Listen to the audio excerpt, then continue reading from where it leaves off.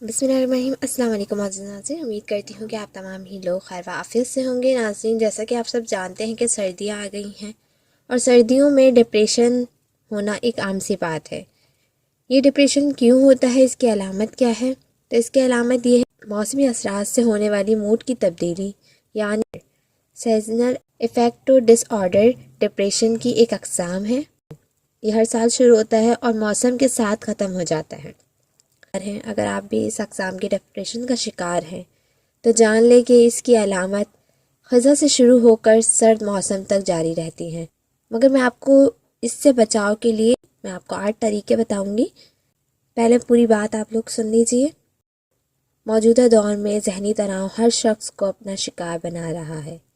ذہنی تناؤ ہونا ایک معمولی سی بات ہے، مگر اس بات کو نہیں جھٹلایا جاتا کہ ذہنی تناؤ بھی ایک بیماری کی اقسام ہے اور اس سے کئی بیماریاں جنم لیتی ہیں۔ ذہنی تناؤ ہونے کی صورت میں انسان خود کو کمتر ناکام محسوس کرتا ہے، نیز طبیعت میں چڑچڑاپن بھی آ جاتا ہے۔ ذہنی تناؤ مالی و خاندانی مسائل اور دیگر حالات کی وجہ سے انسان پہ حاوی ہو جاتا ہے، لیکن کبھی کبھار ذہنی تناؤ دماغی تھکن یعنی ہمت سے زیادہ کام کرنے کی وجہ سے بھی ہوتا ہے۔ سردیوں کے موسم میں انسان کو تھکن زیادہ ہونے لگتی ہے، اس کی وجہ یہ بھی ہے۔ اس کو کم کرنے کے لیے اکثر لوگ مختلف ادویات کا استعمال کرتے ہیں، تھراپی کرواتے ہیں جس میں فوٹو تھراپی اور سائیکو تھراپی شامل ہے، مگر میں آپ لوگوں کو یہی کہوں گی یہ تھراپی نہ کروائیں، بلکہ آپ گرم پانی سے ہاتھ دھوئیں۔ اگر آپ اپنے ہاتھوں کو چند منٹ کے لیے گرم پانی میں ڈالیں گے تو آپ کو خود دماغی طور پر سکون محسوس ہوگا۔ اچھی آواز سنیں۔ خوبصورت آواز آپ کے ذہنی تناؤ کو کم کر سکتی ہے۔ سو جائیں۔ نیند پوری نہ ہونے کی وجہ سے بھی ذہنی تناؤ ہوتا ہے، اس لیے بڑھتے ہوئے مرد اور خواتین کے لیے ضروری ہے کہ رات کم سے کم 7 سے 8 گھنٹہ نیند کو پورا کریں۔ نیند پوری نہ ہونے کی وجہ سے قوت مدافعت کم ہوتی جاتی ہے اور ذہن پہ زور پڑتا ہے۔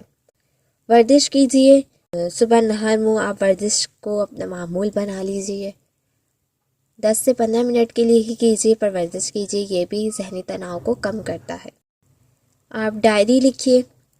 ذہنی تناؤ کو کم کرنے کے لیے ڈائری لکھیں، کیونکہ کچھ باتیں ہوتی ہیں ہم کسی سے شیئر نہیں کر پاتے، مگر جب ہم لکھتے ہیں تو ہمارے دل کو سکون ملتا ہے، یہ ایسا لگتا ہے کہ ہم نے اپنی بات شیئر کر لی ہے، تو یہ بھی ذہنی تناؤ کو کم کرتا ہے۔ اس کے علاوہ آپ کتابیں پڑھیے۔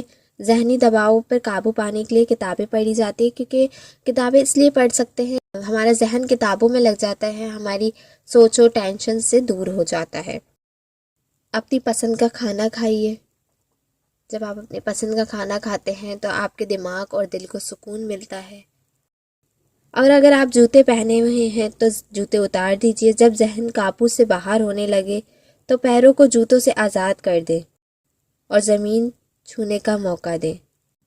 زمین کی ٹھنڈک کی وجہ سے آپ کے دماغ کو سکون پہنچے گا اور خون گردش کرے گا، جس سے ڈپریشن میں کمی آتی ہے۔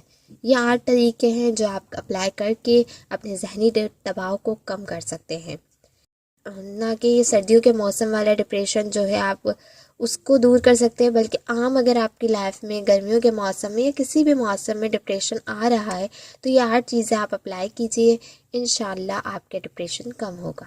کیونکہ ذہنی دباؤ بڑھنے کی وجہ سے انسان ذہنی مریض بھی بن جاتا ہے، اور میں نہیں چاہتی کہ ہمارا ملک ذہنی مریضوں کی طرف متوجہ ہو۔